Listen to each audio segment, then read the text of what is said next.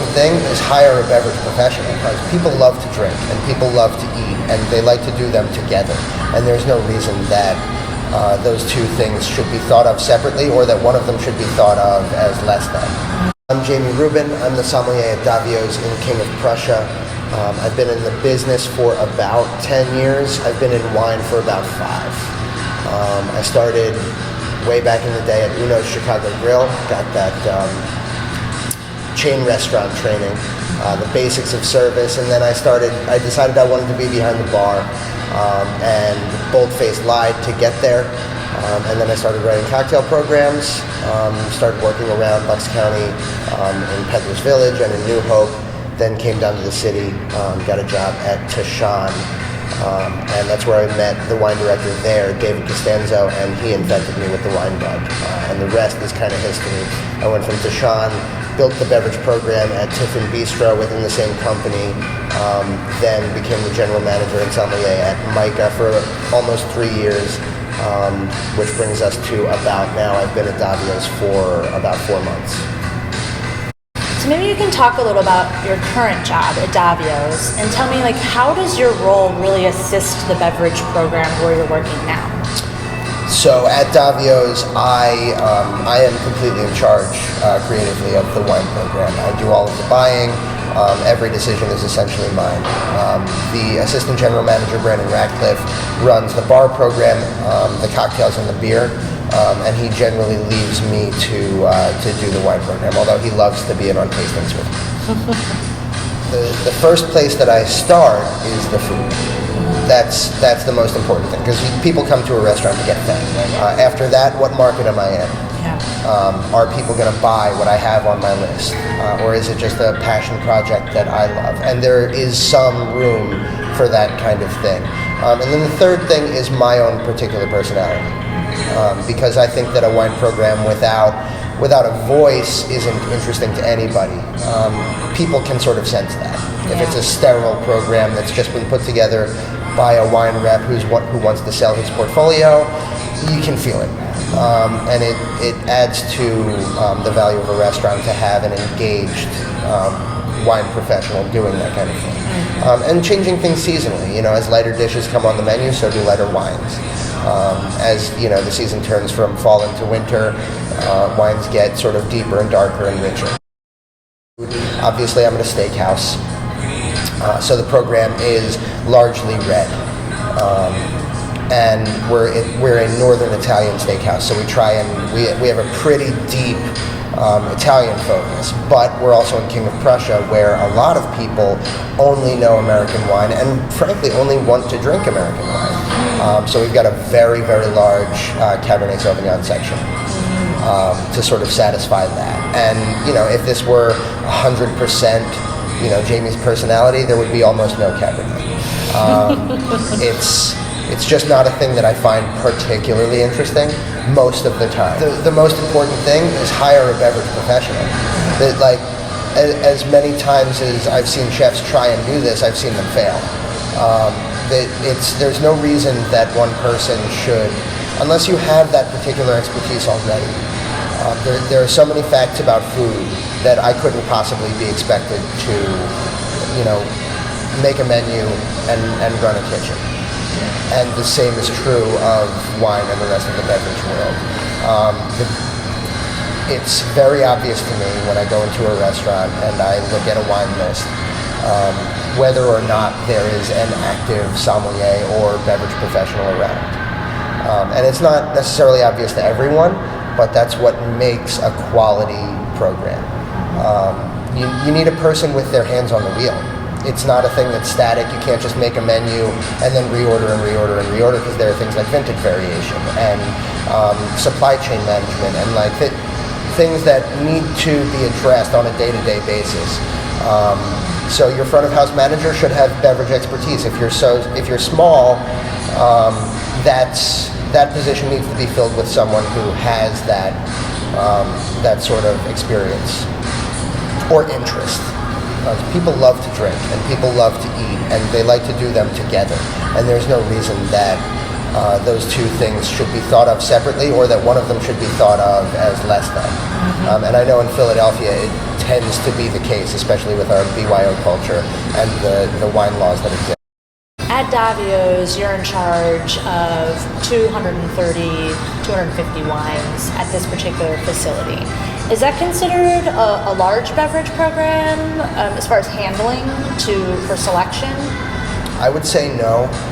It's not a particularly large program. It's larger than programs I've run in the past. Micah, for instance, was about 60 selections, plus about 10 by the glass. So it's been fun to sort of get my hands on a larger list, but let's say La Croix at the Rittenhouse Hotel, they've got about 1,300 labels. And that's what I would consider a large program. You look at the product mix, and almost all of the time you're going to move more wine by the glass than by the bottle. It's just that people order by the glass. It's confounding to me because better values are to be found by the bottle almost 100% of the time, and Pennsylvania state law allows you to take a bottle home, recorked, even if you don't finish it. So buy a bottle. By the glass sales are always going to be higher. So you want to make sure that you have a lot of stock on hand. When I talked about physical plant earlier, what I meant was your storage facility, but also do you have a bar, yes or no? And do you have a large bar? So at Micah, I moved less wine by the glass.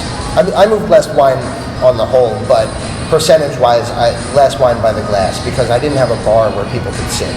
People sat down at a table and began dinner immediately. And we ran a wine pairing program, or you could order bottles. I didn't have a huge amount of by the glass sales. Davio's it's completely different. We don't do pairings.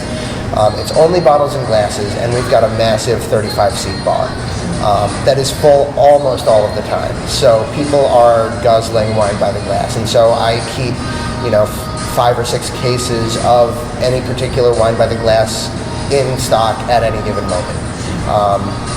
Just so that, if it turns out that one night Pinot Noir is popular, I'm not going to run out for the weekend, which I'm actually worried about this week. I may have messed up my orders, but we'll see. So that's how you manage that aspect. So maybe we can just touch a little bit about pairings for food selections.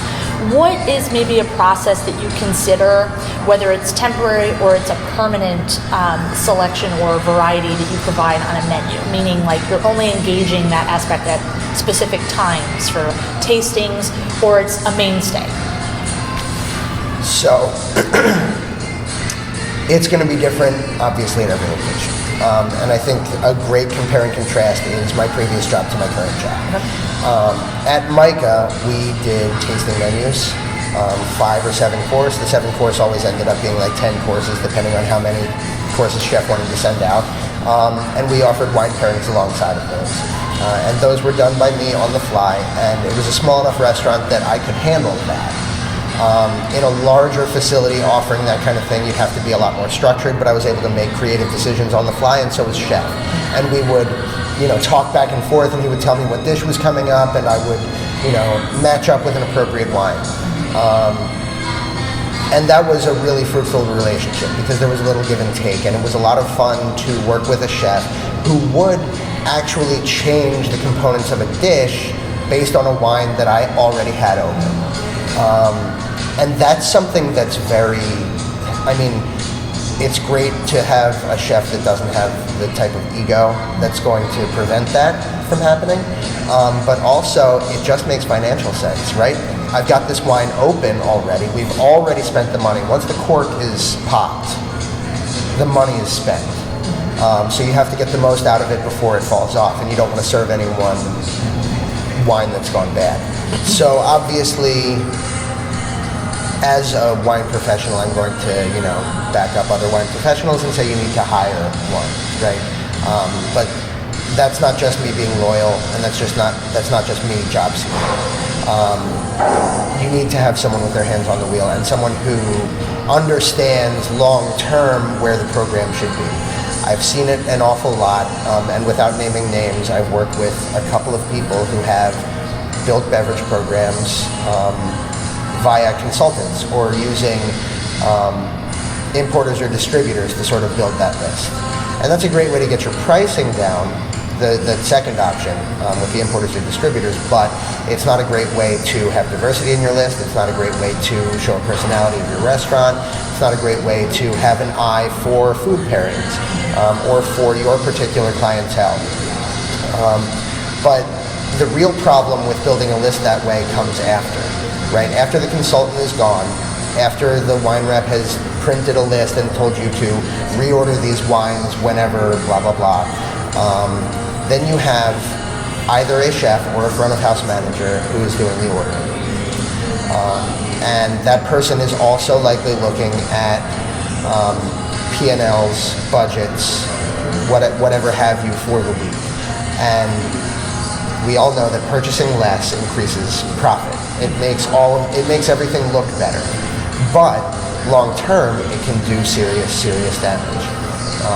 I have walked into a wine cellar that was basically empty because of about a year of less than adequate purchasing. And so then I had to go to the owner and pitch to him, listen, I want to spend about another $25,000 over the course of 3 months because your wine program has dissolved, essentially. And that's a hard pill for an owner to swallow, especially 5 years into the business being open, and it's starting to struggle because there's not as much hype. How do you justify spending that extra money? Well, you justify it because the profits were already made by not spending it. So you owe it to the business if you want to keep it open to continue to have that personality. So you need to have someone on staff who has an eye for what's going to be around long term. And a wine cellar that is empty is useless. Yeah. A wine cellar that's half full is not particularly useful. You need to have stock. You can't have ones and twos of whatever particular wine because you're going to end up 86ing things. An awful lot. And how great is it when you're in a restaurant and you say, I want that bottle of wine. Yeah. Oh, I'm sorry, we just ran out of that. Oh no, I want that bottle of wine. No, I'm sorry, we just ran out of it. No, okay, well, how about this third bottle of wine? No, I'm sorry, we ran out. Like, I've been at that table, I've worked in those restaurants before being a manager, and it's terrible, it's awful, and it ruins the experience when you're out of something that is printed on the menu. So, I think that there are a lot of smaller restaurants in Philadelphia, and you don't necessarily have the room to have a wine director on staff who's just the wine director. There are a handful of places like that, just a handful though. So you need to sort of follow the model that your GM, who's probably your only manager, because this is the town that we live in, has to have beverage expertise. And I'm sorry to all of those restaurant managers who don't have that and who don't have that passion, but like, we're in Philly, you need to overlap. That's the way it is. And I spent 3 years at Micah being the GM and the wine director for that exact reason. And maybe if I lived in New York or in San Francisco or someplace else, I would have been just a wine director. But honestly, it has furthered my career and made me better because now I understand how to be a GM.